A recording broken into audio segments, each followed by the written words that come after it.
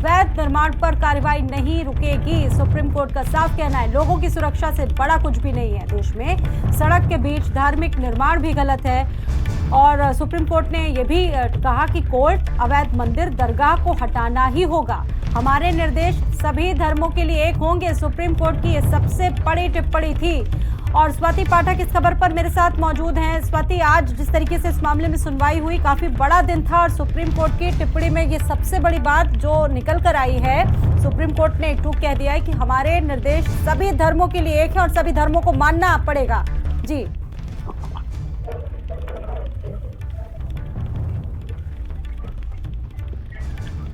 स्वाति, आपको मेरी आवाज आ रही है?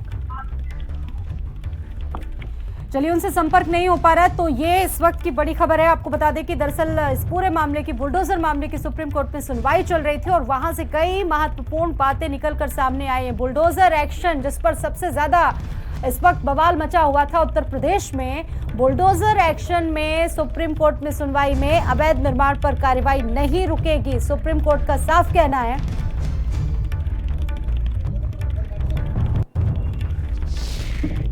स्वाति पाठक मेरे साथ जुड़ी हुई है, इस खबर पर बातचीत करेंगे। स्वाति, बुलडोजर एक्शन में जिस तरह से सुप्रीम कोर्ट में सुनवाई हुई, कई बड़ी बातें निकल कर आई और कोर्ट ने भी ये साफ कह दिया है, सुप्रीम कोर्ट की तरफ से कहा गया है कि हमारी कार्रवाई, हमारा जो एक्शन है वो सभी धर्मों के लिए एक जैसा होगा। जी बिल्कुल, देखिए इस वक्त भी सुप्रीम कोर्ट में बुलडोजर एक्शन के खिलाफ जो याचिका दाखिल की गई है उसको लेकर लगातार सुनवाई चल रही है और जस्टिस BR गवई और जस्टिस KV विश्वनाथ की जो बेंच है वो इसको सुनवाई कर रही है। और पिछले सुनवाई को आपने देखा था, बुलडोजर एक्शन पर रोक सुप्रीम कोर्ट ने लगाया था और आज इस पूरे मामले की सुनवाई अभी चल रही है। सुप्रीम कोर्ट ने टिप्पणी की है कि हम एक धर्मनिरपेक्ष देश है और हमारा जो निर्देश है वो सभी के लिए एक होगा, चाहे वो किसी भी धर्म के हो। ये सुप्रीम कोर्ट ने अभी तक टिप्पणी की है, लेकिन अभी भी इस मामले को लेकर सुनवाई चल रही है। और सुप्रीम कोर्ट ने ये भी कहा है कि अतिक्रमण के लिए हमने कहा था कि पिछली सुनवाई में सुप्रीम कोर्ट ने अतिक्रमण को लेकर टिप्पणी की थी, लेकिन अभी जो है वो लगातार सुनवाई चल रही है इस पर। और सुप्रीम कोर्ट ने ये भी सवाल उठाया कि क्या दोषी करार देने पर भी किसी की संपत्ति तोड़ी जा सकती है। ये सुप्रीम कोर्ट ने सवाल पूछा है आज, और बुलडोजर एक्शन को लेकर अभी भी सुप्रीम कोर्ट में सुनवाई चल रही है। बिल्कुल, कई महत्वपूर्ण पॉइंट्स जो वहां से निकल कर आए हैं। सुप्रीम कोर्ट ने यह भी कहा, क्योंकि कुछ लोगों के ये सवाल रहते थे कि अवैध मंदिर हटा दिया गया और साथ ही साथ दरगाह हटा दी गई, लेकिन सुप्रीम कोर्ट का दो टूक शब्दों में यही कहना है कि अगर कुछ भी अवैध पाया गया तो उस पर बुलडोजर चलेगा, कोई नहीं रोक सकता। जी